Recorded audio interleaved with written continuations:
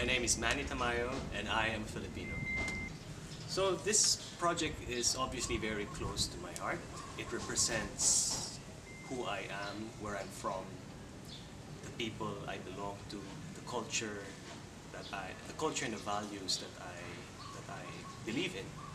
When I first conceptualized this project a few months ago, I always had in mind um, establishing a team of local Perth photographers. This is very important because this will be able to give Perth audience a perception or a perspective from one of their own, or a couple of their own actually.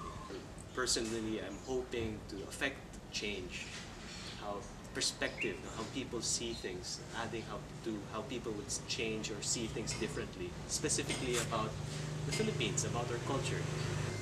By changing this perspective, it actually help people to come actually visit, to actually see, to experience it for themselves. How do I feel about the project? It's been a long 2 weeks.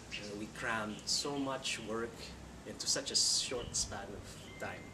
When I was thinking about this project before, I've asked several people already who did this sort of project.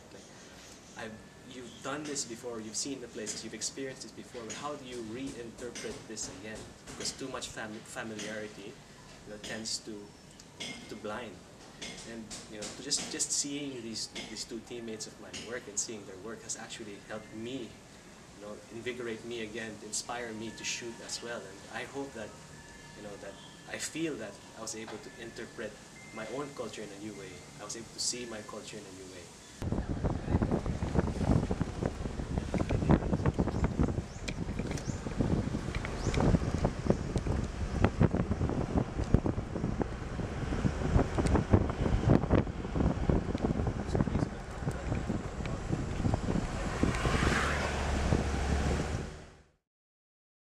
The trip up to Baguio was as perilous and hair-raising as I remember it.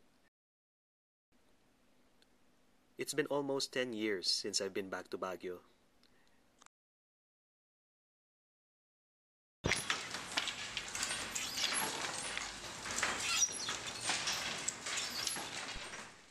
Baguio City produces one of the most beautiful weaving products in the Philippines. This is particularly because of the Ifugao mountain people who live there.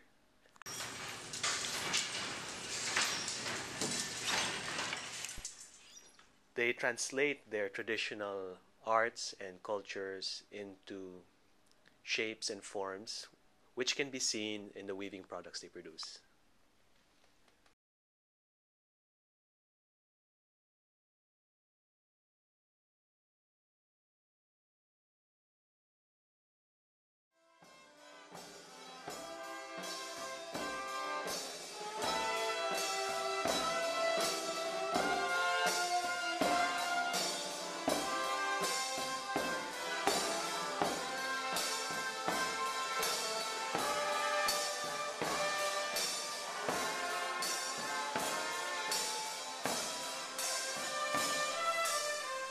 Vigan City is one of my most favorite provinces to explore and experience traditional Philippine culture.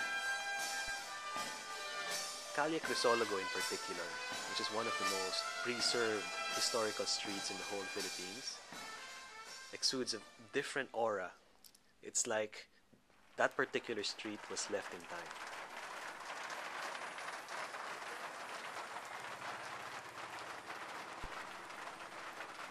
The warm glow of the streetlights against the traditionally plastered walls, the rain dropping on the cobblestone streets.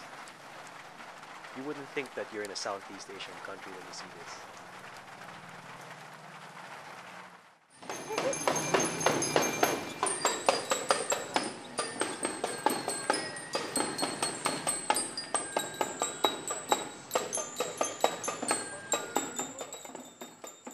The town center comes alive with different sorts of Philippine activities, from school parades to funeral marches.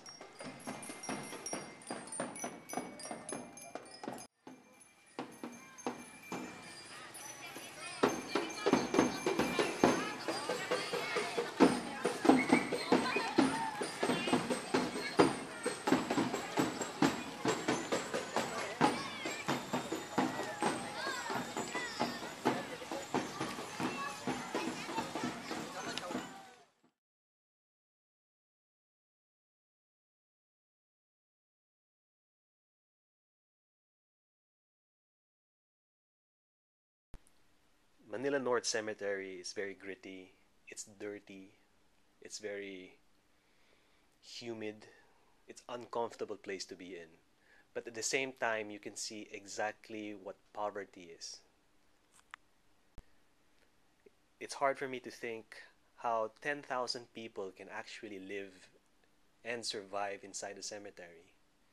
Imagine sleeping beside somebody's tomb or trying to find a job servicing the cemetery itself. And at the end of the day, you just end up getting buried there as well.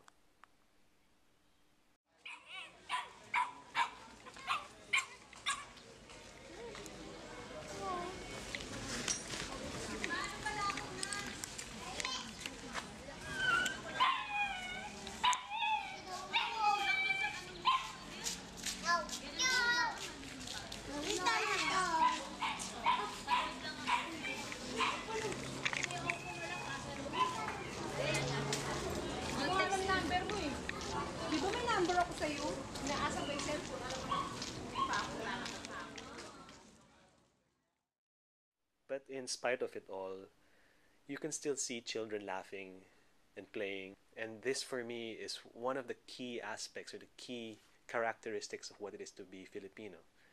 You can just enjoy life no matter what's given to you.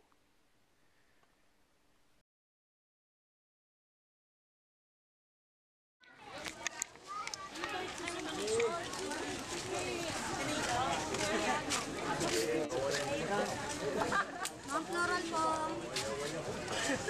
Ate pa, Everything in this market was in preparation for the festival. You had thousands of flowers coming in from all over the Philippines into this one central flower market, which was about 6 blocks big.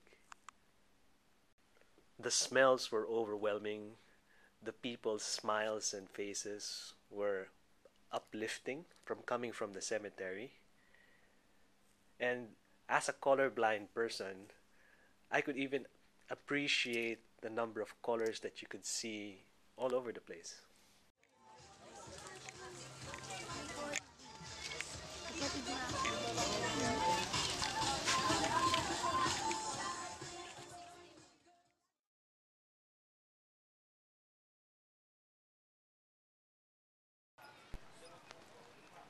Libingan ng mga bayani or Hero Cemetery is a very personal place for me.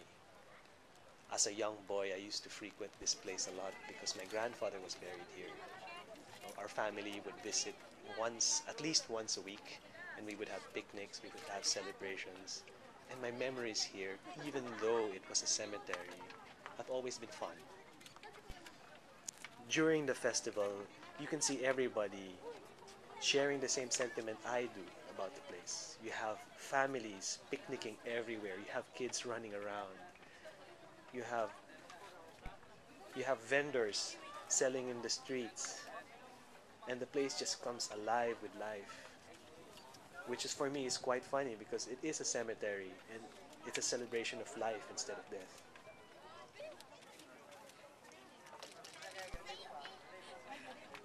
When the light comes down, traditional military procedure comes into play. The lighting of the candle ceremony is held, and every cross has a candle lit right beside it, and the whole cemetery just glows with candlelight. There's no better way to honor those who have served and contributed to the country than by doing something such as this.